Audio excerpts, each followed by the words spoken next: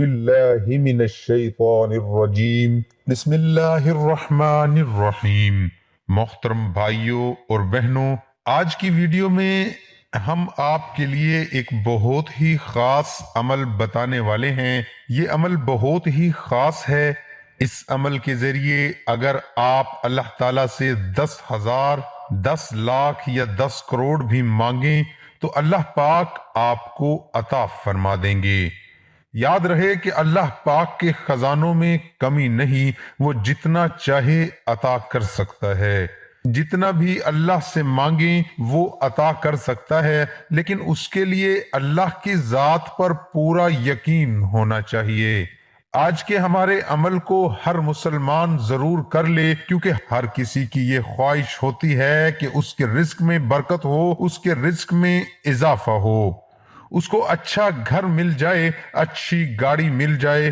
اسی مقصد کے لیے ہر کوئی محنت کرتا ہے تاکہ وہ دولت حاصل کر سکے۔ یاد رہے کہ اس کائنات کی ہر طرح کے خزانے اللہ پاک کے قبضے قدرت میں ہیں۔ اللہ تعالیٰ جسے چاہتا ہے اپنے خزانوں سے عطا کرتا ہے، اور اللہ تعالیٰ کے خزانوں سے لینے کے لیے کچھ ایسے ورد ہوتے ہیں، کچھ ایسے اذکار ہوتے ہیں کہ جن کے پڑھتے رہنے سے اللہ تعالیٰ رزق و دولت عطا فرماتا ہے۔ انہی اذکار کی وجہ سے اللہ پاک پریشانیوں کو بھی دور فرماتا ہے اور دولت سے بھی نوازتا ہے۔ آج کا ہمارا یہ خاص عمل کیا ہے اور آپ نے یہ کیسے کرنا ہے، اس بارے میں مکمل تفصیل جاننے کے لیے آپ سے التماس ہے کہ ویڈیو کو آخر تک ضرور دیکھیے گا۔ محترم بھائیوں، چلتے ہیں اپنے آج کے عمل کی جانب اور آپ کو بتاتے ہیں کہ آپ نے یہ عمل کیسے کرنا ہے۔ اس عمل کے لیے آپ کو ایک کاغذ اور ایک پینسل یا پین چاہیے ہوگا۔ آپ نے کرنا یہ ہے کہ اس کاغذ کے اوپر جتنی بھی آپ کو پیسوں کی ضرورت ہو وہ لکھ لیں۔ اگر 10,000 چاہیے تو 10,000 لکھیں، 10 لاکھ چاہیے تو 10 لاکھ لکھ لیں۔ یعنی جتنی بھی آپ کو دولت چاہیے وہ رقم آپ اس کاغذ پر لکھ لینے کے بعد آپ نے اس کاغذ پر ہی عمل کرنا ہے۔ اس عمل کے طریقے کو توجہ کے ساتھ آخر تک ضرور سنیے گا، اس لیے آپ نے ویڈیو کو سکپ نہیں کرنا تاکہ کوئی ضروری بات آپ سے مس نہ ہو جائے۔ تو آپ جب کاغذ کے اوپر دولت کی رقم لکھ لیں جتنی آپ کو ضرورت ہے، تو اس کے بعد یہ عمل اس طرح سے کریں۔ اس کاغذ کو سامنے رکھ کر آپ نے یہ عمل کرنا ہے۔ آپ نے کاغذ سامنے رکھ کر 10 مرتبہ بسم اللہ الرحمن الرحیم پڑھنا ہے، اور اس کے بعد آپ نے 10 مرتبہ استغفر اللہ پڑھنا ہے، اور اس کے بعد آپ نے 3 مرتبہ سورۃ کوثر پڑھنی ہے۔ اس طرح سے یہ عمل مکمل کرنے کے بعد آپ نے اس کاغذ کو لپیٹ لینا ہے، اور اس کاغذ کو اپنے بٹوے میں، اپنے پرس میں یا پھر کسی ایسی جگہ پر رکھ دینا ہے جہاں پر آپ پیسے وغیرہ رکھتے ہیں، اور اس کاغذ کو آپ نے سنبھال کر رکھنا ہے تاکہ یہ کاغذ بعد میں آپ کو آسانی سے مل سکے۔ بہتر یہ ہے کہ آپ اس کاغذ کو اپنی جیب میں رکھ لیں، کیونکہ اس عمل کو آپ نے صرف ایک بار ہی نہیں کرنا بلکہ آپ نے روزانہ اس عمل کو کرنا ہے، اور کم از کم آپ نے اس عمل کو 3 دن تک لازمی کرنا ہے۔ اور جب دوبارہ آپ یہ عمل کریں تو آپ نے اس طرح سے کاغذ کو اپنے سامنے کھول کر رکھنا ہے، اور اسی ترتیب سے آپ نے یہ عمل کرنا ہے۔ یعنی بسم اللہ الرحمن الرحیم، استغفر اللہ 10 مرتبہ اور سورہ کوثر کو 3 مرتبہ پڑھنا ہے، اور اسی طرح سے دوبارہ اس کاغذ کو لپیٹ کر رکھ دینا ہے، اور 3 دن تک اس عمل کو کرنا ہے۔ اس طرح سے جب آپ روزانہ عمل کریں گے اور اللہ تعالیٰ سے اپنے لیے دعا مانگیں گے تو اللہ تعالیٰ سے دولت کا سوال کریں گے تو انشاءاللہ وہ ذات آپ کو ضرور دولت سے نوازے گی۔ یاد رہے کہ اللہ کے خزانوں میں کسی چیز کی کمی نہیں، بس کمی ہے تو ہمارے مانگنے میں ہے۔ پورے یقین کے ساتھ اس عمل کو کریں اور اللہ پر مکمل بھروسہ رکھیں کہ وہ ضرور آپ کو اپنے خزانوں سے نوازے گا۔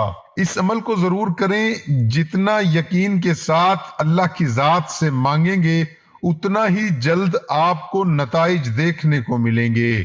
اس لیے اس عمل کو خود بھی کریں اور دوسروں کے ساتھ بھی اس عمل کو شیئر کریں تاکہ وہ بھی اس خاص عمل سے استفادہ کر سکیں۔ دوستو، یاد رہے کہ سورۃ کوثر بے شمار برکتوں اور رحمتوں کا خزینہ ہے۔ یہ سورت رنج و غم کو دور کرتی ہے، کیونکہ جب سرکار دو عالم صلی اللہ علیہ وآلہ وسلم کو کفار نے ابتر ہونے کا طعنہ دیا تو اللہ پاک نے یہ سورت نازل فرمائی، آپ کی دل جوئی فرمائی، آپ کو سورہ کوثر یعنی برکت اور جنت کے حوض کوثر عطا فرمانے کی خوشخبری سنائی۔ اس سورت کا وظیفہ بھی بتلائیں گے، طریقے پر لازمی کریں گے، اور ویسے بھی اس سورت کی کثرت کیا کریں، انشاءاللہ اس کی برکت سے آپ کو دولت حاصل ہوگی۔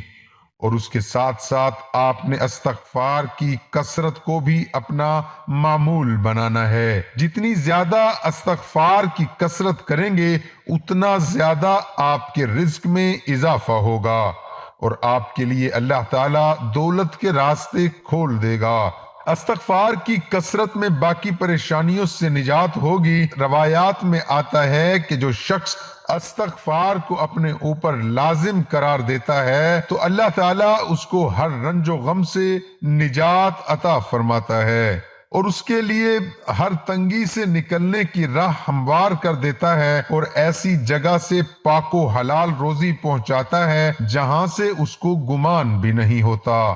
جیسا کہ قرآن کریم کی آیت میں ارشاد باری تعالیٰ ہے، جس کا ترجمہ ہے، پس میں نے کہا کہ تم اپنے رب سے بخشش مانگو کیونکہ وہ بہت زیادہ بخشنے والا ہے اور تم پر بکثرت بارش برسائے گا اور تمہیں مال و اولاد دے گا اور تمہارے لیے باغ بنائے گا اور تمہارے لیے نہریں جاری کرے گا۔